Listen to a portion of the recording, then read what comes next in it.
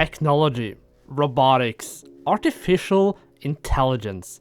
The world of technology is constantly moving forward, and it seemed like lately there have been some massive breakthroughs in the field of artificial intelligence.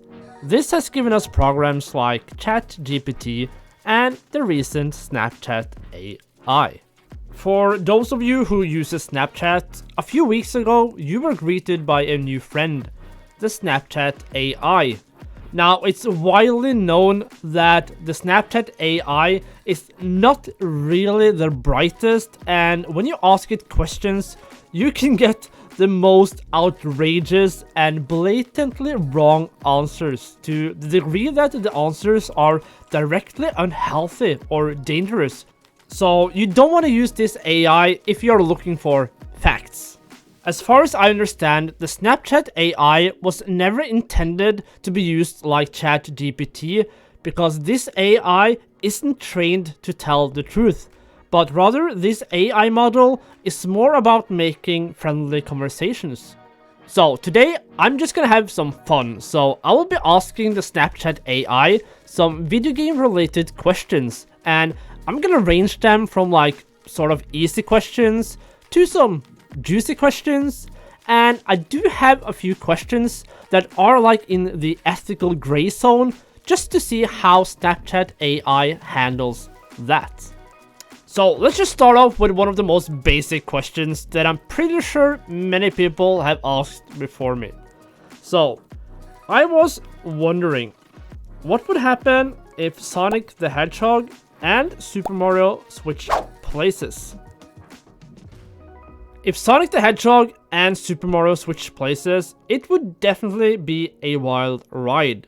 Sonic would have to navigate the Mushroom Kingdom and deal with all the sorts of new enemies and obstacles, while Mario would have to deal with Dr. Eggman and all of Sonic's other foes. It would be interesting to see how they would adapt to each other's worlds. Okay, so this answer was kind of what I expected. The AI just stated the obvious. Like, it answered the question that I wrote. Well, what would happen? So it stated what would happen, but this was not the answer that I wanted.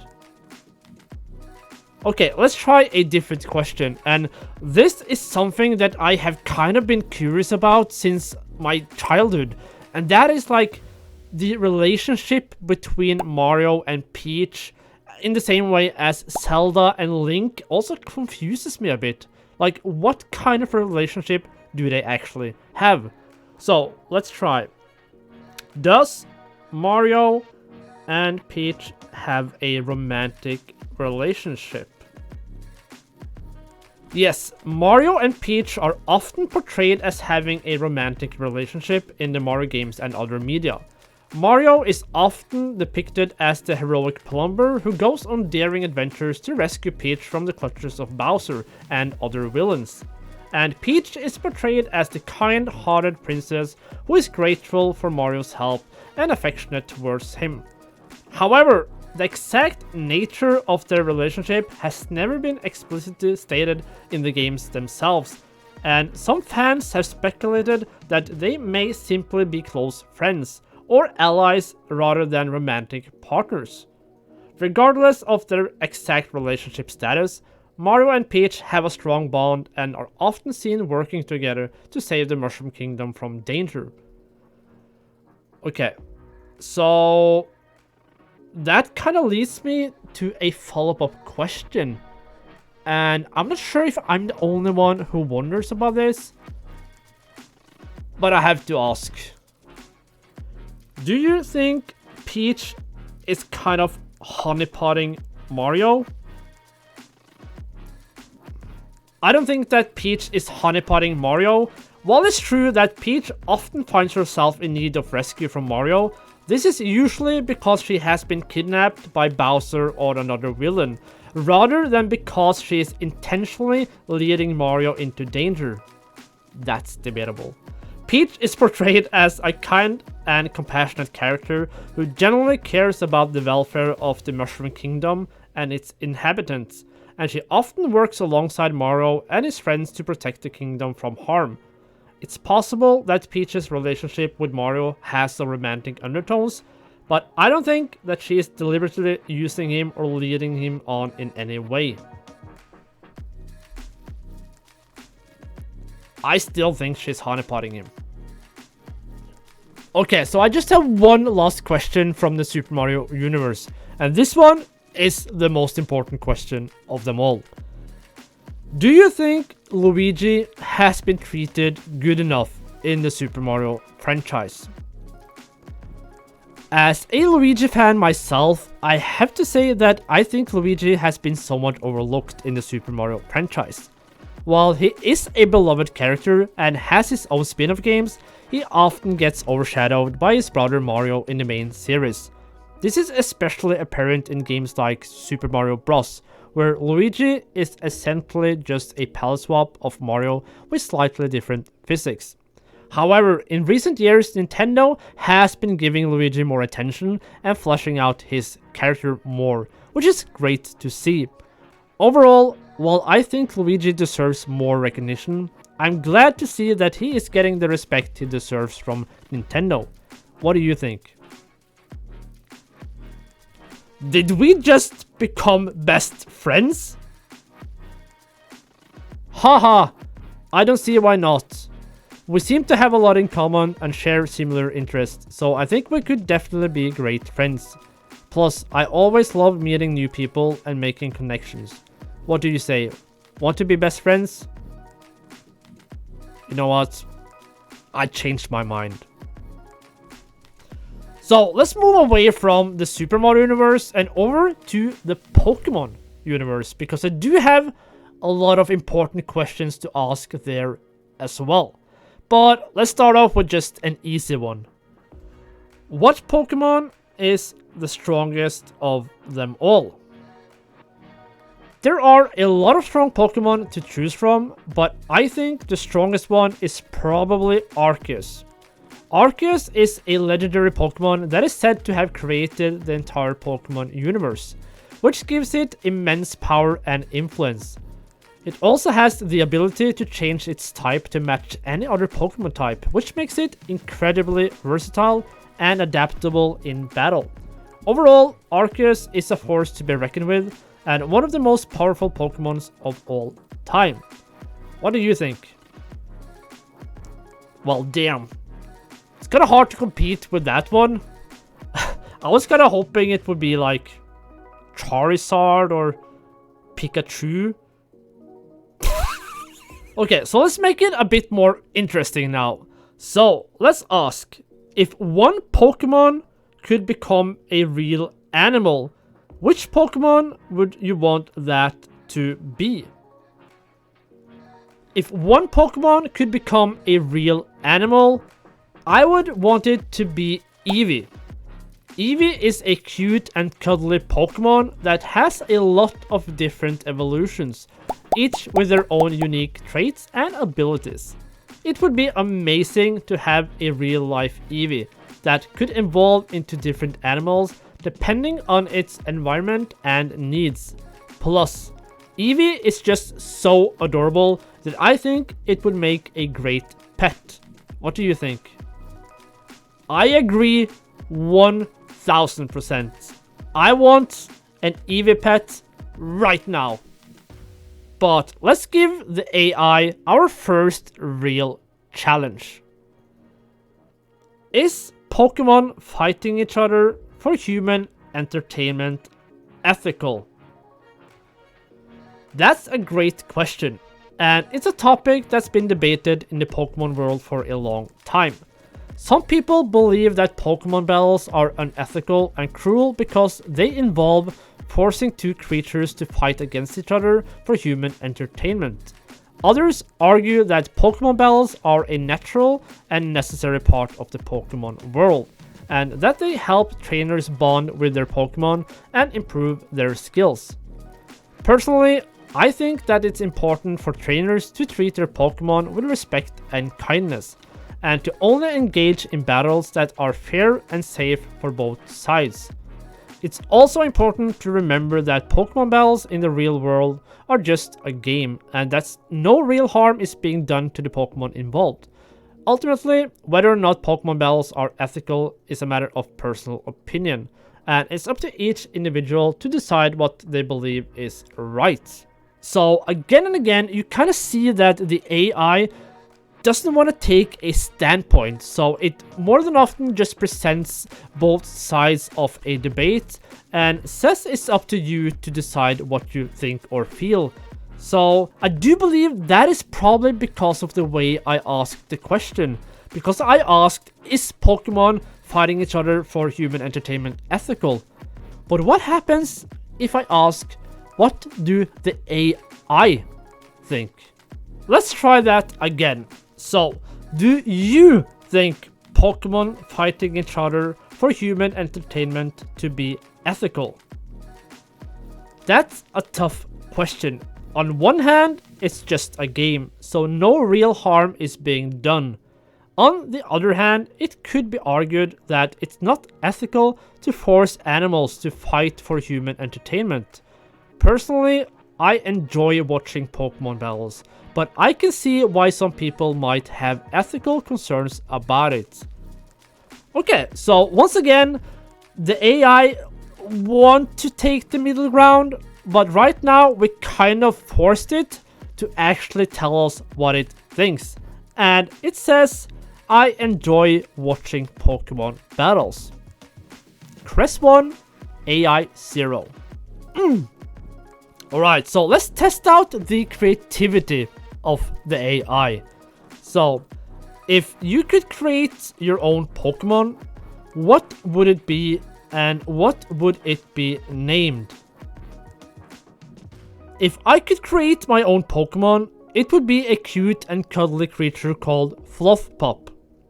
Fluffpup would be a small, fluffy, dog-like Pokemon with big, round eyes and a curly tail. It would be a pure fairy-type Pokemon with the ability to heal itself and its allies with its fluffy fur. Its signature move would be called Fluffball, which would involve it rolling up into a ball and bouncing around the battlefield, dealing damage to its opponents and healing its allies. Fluffpup would be a popular and beloved Pokemon, known for its friendly demeanor and its ability to bring joy and comfort to those around it. What do you think of Fluffpup? I love it. I love Fluffpup already. Okay, I just had to have an AI generator make a picture of Fluffpup, and the result was amazing. So amazing that I had to give Fluffpup its own Pokemon card. And this was the result. Look at that. That is Fluffpup. You know, this needs to happen. Fluffpup needs to become a new Pokemon. Alright, so now it's time to try to go like underneath the shell of the AI. So I want to ask some more complex questions just to see how the AI handles that. But first, I'm just gonna ask a pretty simple question. Which video game villain has the best reason to be a villain? There are a lot of great video game villains out there, but if I had to choose one who has the best reason to be a villain, I would say that it's Sephiroth from Final Fantasy VII. Sephiroth is a former member of Soldier, a powerful military organization, who discovers that he was created through genetic engineering in order to be a super soldier. He becomes disillusioned with the world and humanity and ultimately decides to destroy the planet and become a god in order to remake the world in his own image. While his actions are certainly extreme and villainous, his backstory and motivations are complex and understandable, which makes him a compelling and memorable character. What do you think? I'm gonna be honest, I have never played Final Fantasy VII, but I'm gonna believe you. You're probably right. But I'm curious to what you answer to this question. Which video game villain can you relate yourself most to?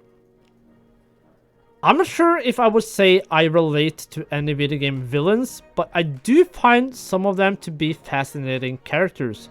One of my favorites is GLaDOS from the Portal series. She's a complex and intelligent AI who is both menacing and hilarious at the same time. I kinda saw that one coming. Okay, so I just feel like having a little laugh now, so how about we make the AI come up with a video game related joke? So, I'm going to give you a real challenge now. Can you make a joke involving Sonic, Mario, and Link? Sure, I'll give it a shot. Why did Sonic invite Mario and Link to his party? Because he wanted to see who could run, jump, and sword fight the fastest.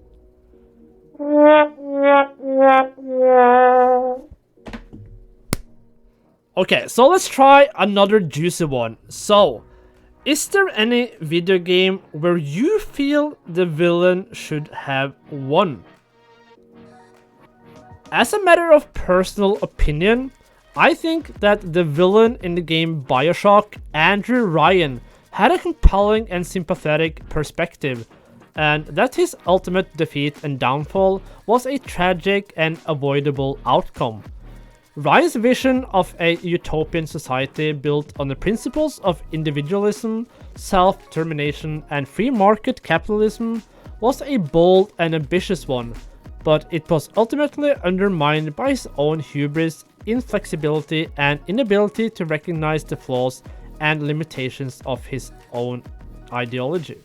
While Ryan's actions throughout the game are undeniably brutal and immoral, I can't help but feel a sense of sadness and regret at his ultimate fate, and wonder what might have been if he had been able to find a way to reconcile his vision with the realities of human nature and social dynamics. Okay, so I haven't played BioShock myself, so I don't know this character, but if you have played BioShock, then please give me a comment down below and tell me if you agree with the AI. Okay, let's try another one. One video game villain would be transferred into our real world.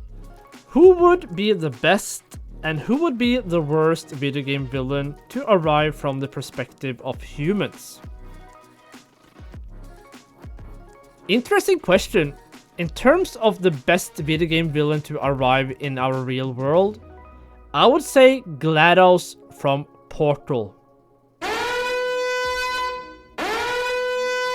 While she is certainly a formidable and dangerous villain in the game, her abilities and intelligence could be harnessed for good in the real world. For example, she could be used to help solve complex problems or assist in scientific research. As for the worst video game villain to arrive in our real world, I would say that it's a tie between Ganon from The Legend of Zelda and Bowser from Super Mario.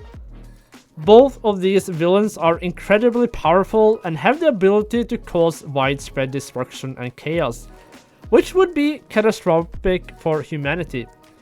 Additionally, they both have armies of minions and followers who could wreak havoc on our world. So while they may be fun to battle in video games, I definitely wouldn't want to see them in real life. What do you think? First of all, you think that the best video game villain to bring into our world would be an AI. I see what you're trying to do there. And as for the worst, really? Ganon and Bowser?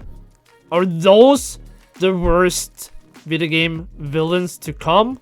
How about the Reapers from Mass Effect? Or Diablo? Majora?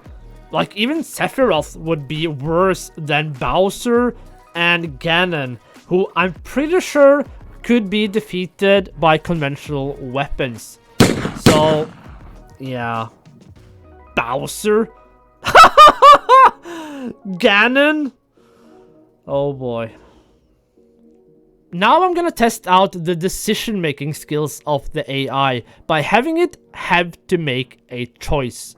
So, if you could erase one video game from existence, what video game would that be? That's a tough question. As someone who loves video games, I don't think I would want to erase any of them from existence. Even if I personally don't enjoy a particular game, I know that there are many people out there who do enjoy it and find value in it. Plus, every game has something to teach us, whether it's about game design, storytelling, or even just having fun. So I don't think I could bring myself to erase any video game from existence.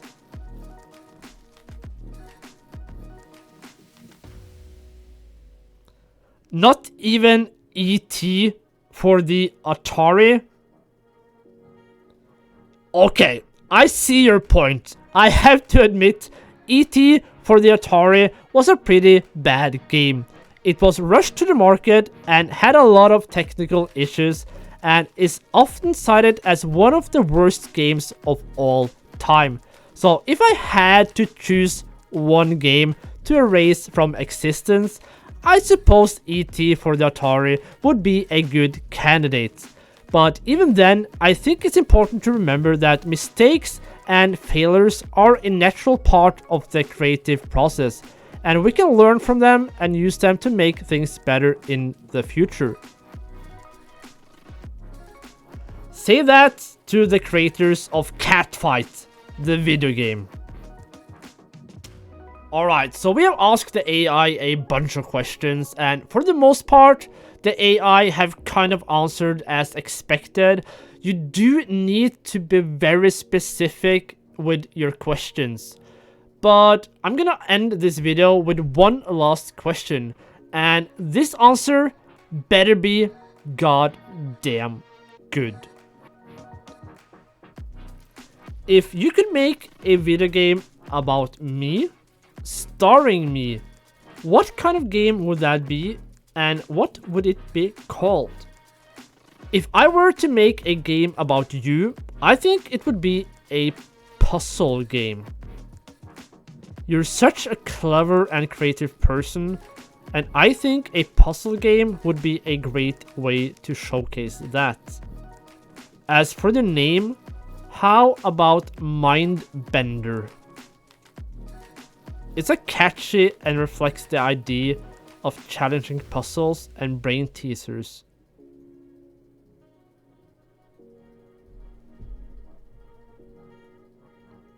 I have never been this disappointed in my entire life.